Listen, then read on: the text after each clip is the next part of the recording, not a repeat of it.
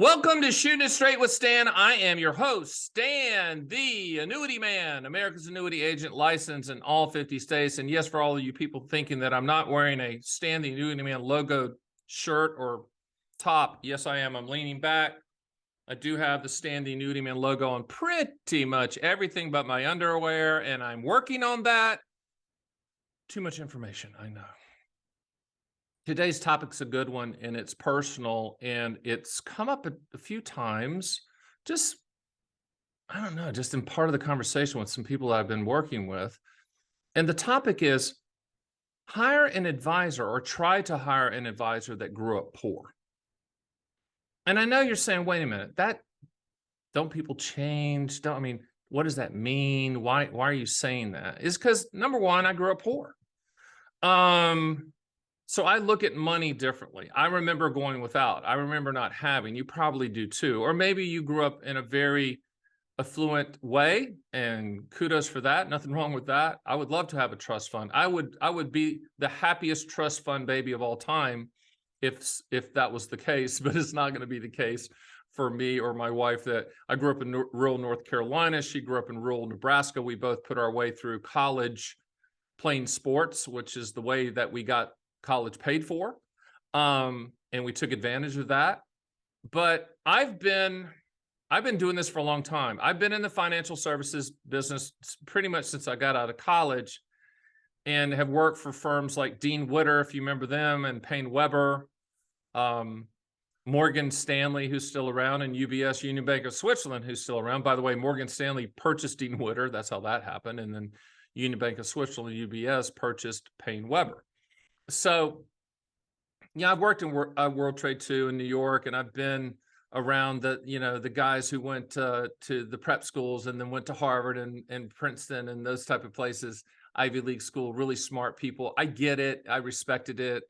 The only way that I would have ever gotten into those schools if they were recruited me to play basketball. And it's funny, a lot of the Ivy League schools did, but my dad and his infinite basketball wisdom was like, don't go there. It's not good level basketball. We weren't thinking too straight back then. My dad was all about, you need to go to a legitimate conference, D1, because I think he had some grandiose dreams of me playing after college, which wasn't going to happen. I mean, I did okay in college, but no.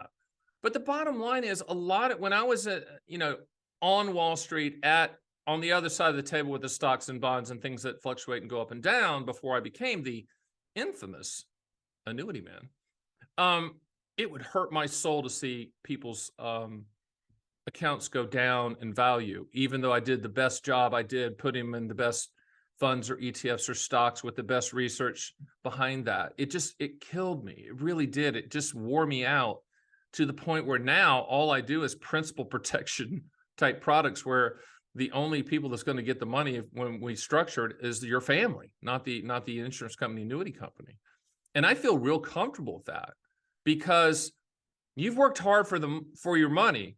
You work hard for the money. I had to do that. Anyway, but I'm not joking about that.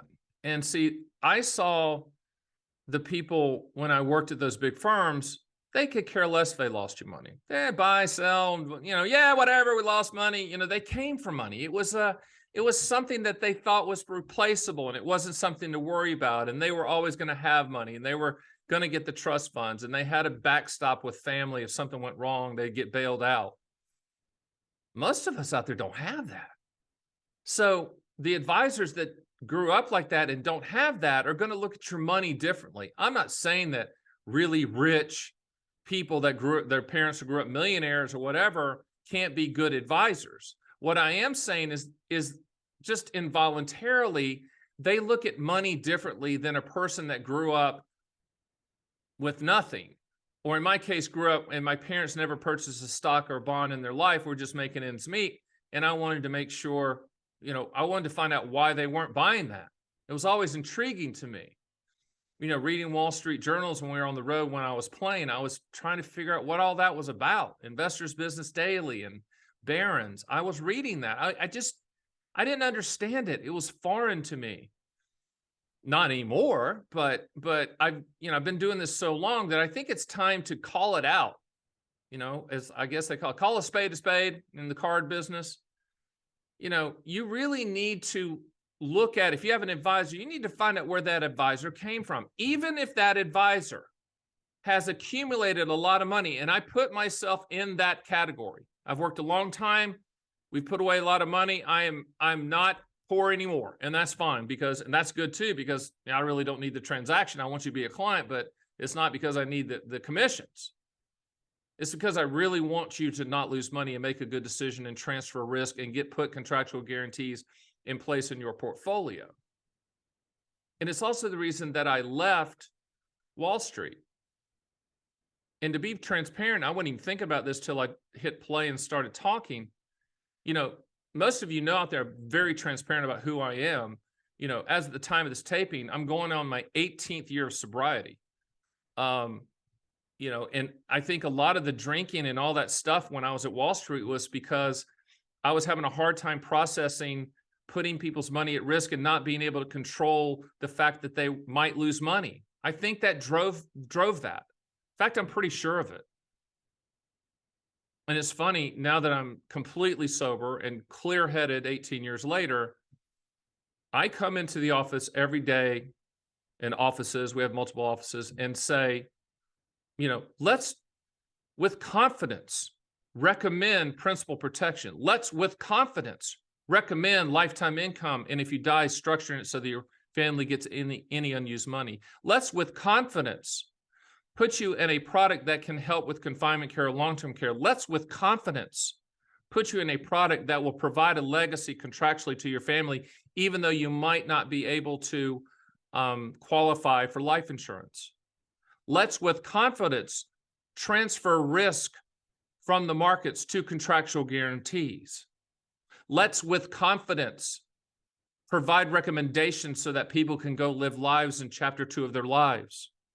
Let's, with confidence, tell people it's okay to retire from their jobs and the markets and look at principal protection. Let's, with confidence, talk about people winning the game and asking them, why are they still playing? That all comes from, and I run this company. It's my company, 100%. That comes from where I came from. That comes from the scars of growing up without. That comes from the scars of not growing up in the upper brackets. And I truly believe that when you attach yourself to advisors, whether it be me for the fixed annuity type stuff, or it's a fee-only advisor for the market stuff, if you make the decision you want to stay in the markets, you need to ask them their background. Where did you come from? How did you grow up? What did your parents do?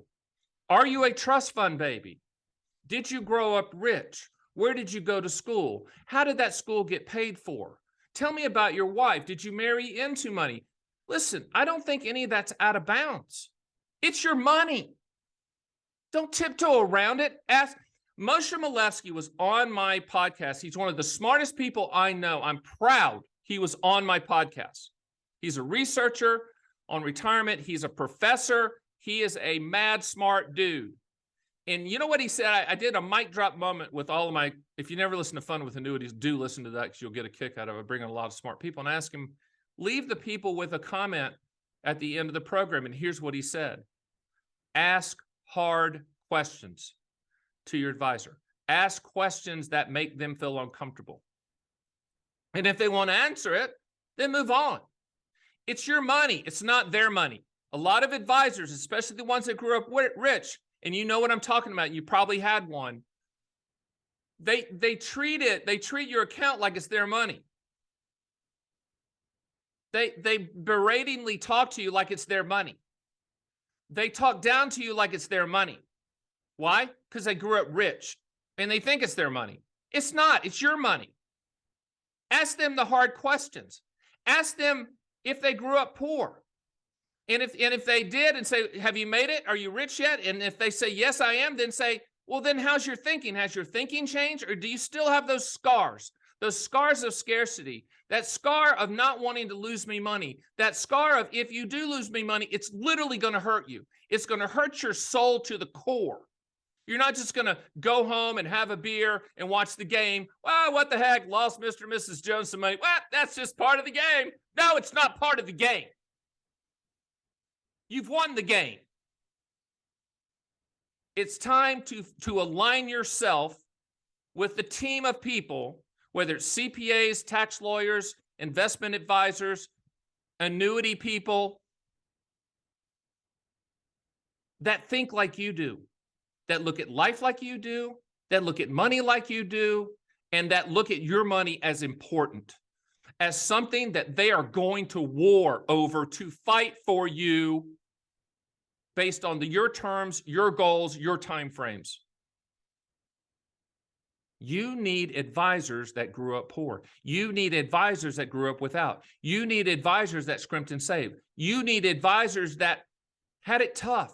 You need advisors that had to work and work and work to get to where they are, and it wasn't just handed to them. You need advisors not to talk condescending to you. You need advisors to use their mouth and their ears in proportion and listen to you. Now, am I a brutally honest person when you get me on the phone? Yes. I'm going to ask hard questions. You better ask them to me. And if you're not just using me, you have other people, you need to ask them hard questions. I don't care if it's the big box places like Fidelity or Vanguard, which Schwab, great companies. Ask those young people that are managing your account hard questions. Ask them. Ask them if they have ownership of the gains and losses. Ask that. When you get to chapter 2 of your life, and 65 years old is kind of the bogey, the turning point for a lot of you, and there's 11,000 Americans turning 65 every single day. Used to be 10,000, now it's 11,000. If you do one thing, ask tough questions and find advisors that grew up without, grew up poor, and still bring those scars to their recommendations, still bring that pain of not having money to their recommendations. Still, they bring that fear of scarcity, fear of running out to their recommendations and to their management style. Now, I'm probably going to make a lot of agents and advisors mad out there that their parents were very well off or they came from a very well off family. I don't care. It's not about them. It's about you. I'm speaking directly to you right now watching this video.